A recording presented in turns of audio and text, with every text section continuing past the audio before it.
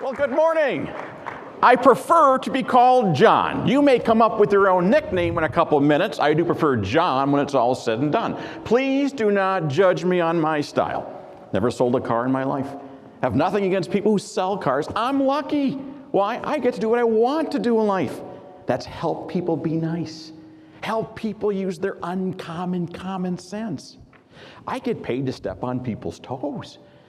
Now, I passionately believe the most effective ways to work with people are just simple things to do, simple things to keep in mind. You're not going to hear a whole lot of academia here today, folks. I do have a PhD, by the way, in DUMB. I'll explain that later to you in just a couple moments, okay? Now, let's face it. We live in a culture where every day you wake up, it's us against them. Either for it or you're against it. It's my way or the highway. And that same division, that same confrontation can also be seen in the workplace. Union versus non-union. Sales versus production. Team members versus managers. First shift versus second shift.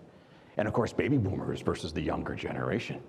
And either intentionally or unintentionally, we oftentimes like to see things as being black or white, as opposed to appreciating the gray zone. Now, what's the gray zone? It's not who's right.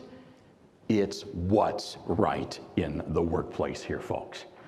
See, as organizations get employees and leaders to understand the gray zone, you know what's going to happen? You'll have improved relationships, and you'll drive results. But I know what you're thinking right about now. John, what's the gray zone? Well, you know, the moment an organization opens its doors, they face a conundrum. Every organization, regardless of the industry, faces a conundrum. You know what a conundrum is? Something that's hard to solve, something that's confusing for individuals. And when people overlook this conundrum that I'm about to clarify, you will have polarization and you will have conflict every single day in the workplace. And you can talk till you're blue in the face on how you want people to work together as a team. They're not gonna work together as a particular team. Now, what is this conundrum? The moment an organization opens its doors, leaders are being pulled different directions. Yes, employees have expectations of a particular leader, and management has expectations of a particular leader. There's a tug-of-war going on each and every day. Now, can I clarify this tug-of-war real quickly here for you? And again, I prefer to be called John, because some of you are going to come up with your own nickname in just a couple seconds. I get paid to tell others what they don't want to hear. This little conundrum. Employees have expectations of a particular leader. They want a boss to listen to them. Number one complaint employees have with their boss has not changed since the Industrial Revolution. The boss does not listen. And if a leader does not listen to an employee as often as they want to be listened to, you know what's going to happen? Their name will start showing up on restroom walls throughout their facilities. Now, that's just uncommon common sense. Oh, I'm sorry. They'll start using that leader's name in vain now at the local bar or workout facility, right? Employees have an expectation that the leader is going to be a good role model. Do as they say and as they do holds no water whatsoever. How about trust? You ever drive to work and say, I cannot wait for the boss not to trust me today? Does anybody have that motivational need? How about, I can't wait for the boss to throw me under the bus here today? Employees have an expectation the boss is going to support them. How about treat people with dignity and respect, right? I had a boss. His name was Dick Jones. You guys know what I'm talking about? We all have had that boss at one time, Dick Jones. Doesn't that name just give you chills when you hear it? Dick Jones, right? You know how some people brighten up a room when they enter it? Dick Jones brightened up a room when he left it, okay? Dick Jones never took the time and effort to get to know people's names. He never did things like that. See, it was always Dick's way or the highway. And yet, here's a gentleman who was judged on getting people to work faster, harder, and smarter, right? Employees have an expectation that the boss is going to let them know how they're doing. They want to know if they got a piece of spinach wedged between their teeth. They don't want to wait until 2 weeks later to find out they have some toilet paper on the back of their shoe. They have an expectation the boss is going to recognize them.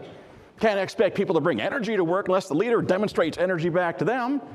Guess what else is going to happen? The boss is going to train us. The boss is going to coach us, right? The boss is going to know something about delegation. Don't delegate to the most cooperative and willing people. I had a boss, his name was Dick Jones. You know what Dick Jones used to do? He used to use a crisis and a deadline as a means of delegating to me. Hey, John, we got a deadline. Hey, John, we got a crisis. And then one day it dawned on me, why is your time more important than my time?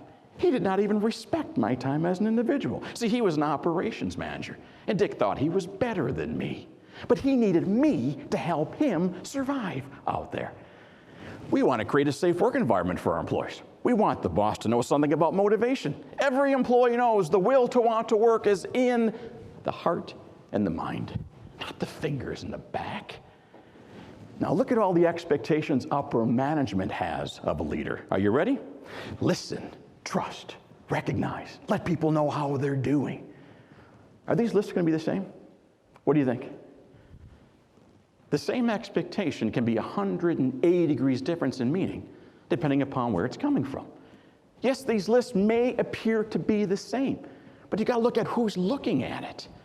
I was delivering this presentation about a week and a half ago. I asked a room full of leaders why you were so concerned about a safe work environment. You know what they said? OSHA, lawsuits, liability. I turned to a group of team members, non-members of management. Why are you so concerned about a safe work environment? You know what they said? Duh. Don't want to get hurt now, John. So I looked at these leaders and I said, there's something wrong. I don't think you're cold. I don't think you're cruel. But you've been conditioned to look at people a little bit differently. I've been in management for a long time. Anybody here work in human resources? Anybody human resources? Has anybody in your life ever come up to you and said, I can't sleep at nights. Workers' compensation rates must be going through the roof around here. See, employees just do not think that way. Training and development, get a bunch of leaders together. Mean, lean, fighting machine. Get employees together. Oh, I want to be promoted. I don't want to be disciplined. So let's come up with a common denominator right now to define how employees look at leaders, and I'm going to get you to the gray zone. You know what employees are most concerned about when they come to work? It's one word, and it's two letters. Me. Let's talk about me. Listen to me, trust me, recognize me, don't hurt my feelings. Now, we take all those expectations and we come up with a common denominator for management. And it was a classic line in Jerry Maguire. What is it? Well, it's not. You had me at hello, okay?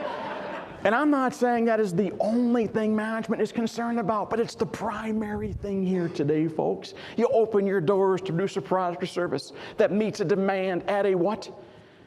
Profit. You got to show something at the end of the day. How many of you ever worked with a leader who continually sided with the human relations touchy-feely part of the employee bias? What'd you start to think about those leaders? Softy, spineless, still one of the gang. See, that's what upper management likes to say behind closed doors. Yeah. Have you ever worked with a leader who is consumed by the almighty dollar? Or some of the nicknames we had for these people, PG-13, okay? Company man, company woman, suit, skirt, hatchet man, hatchet lady, bean counter. All words. Why are you so consumed by the almighty dollar around here? If you could be CEO every time something came across your desk and you said, I'm going to side with the employee's way of doing things, what is going to happen to your organization? It's going to go out of business. You want a raise there, Bob? How much of a raise do you want? 5%? Go big or go home. He just went like this, right? Make it 50. All right, we'll make it 50. I have no idea how we're going to pay for it. I know, we'll jack up the cost of our products and services because our customers will never figure these things out. You can't operate under that mentality. Let's say every time a CEO made a decision, they made it based on what the management thought, the almighty dollar. Nobody would want to work for that organization. True? Let's talk about the gray zone. Did you ever hear employees say, I did my share? No one ever told me and I did it last time. I did my share. You know what leaders will tell you? Those employees have bad attitudes. No, they don't. They got a boss practicing management without a license. If everyone's responsible, nobody is responsible. If we're all responsible for cleaning up this room at 12:30, we all know that nobody's going to do it. So we got to clarify is what we have to do. Did you ever see two leaders not getting along back at work?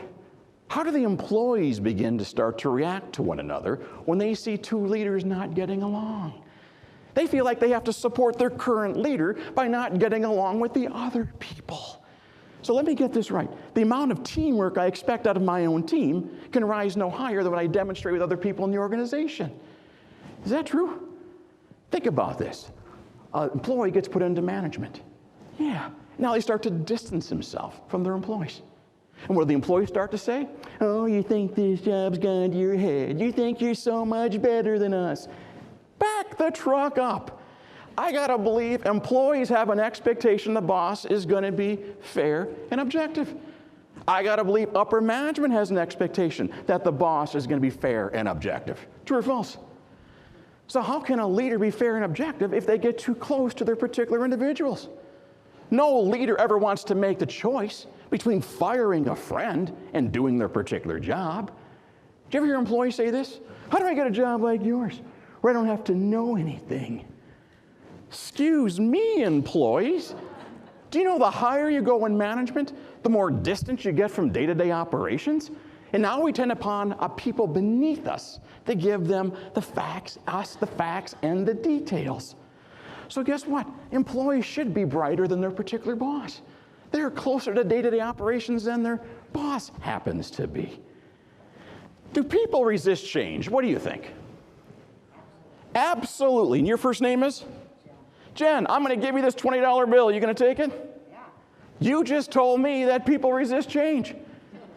I'm sorry. I provided you a solution right here. If people resist change, contact the fashion industry. Contact the tourism industry. Breaking news here, folks.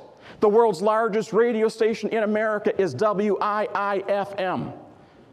What's in it for me? So when change is introduced, people are naturally going to dig in. That's called human nature 101. And sometimes that change is not going to benefit the employee. It's going to benefit the organization.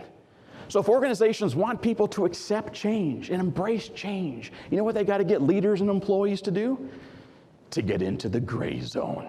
See, it's not who's right in the workplace. It's what's right in the workplace. And you don't want to be a Dick Jones. Thanks again. Take care, folks. Appreciate it.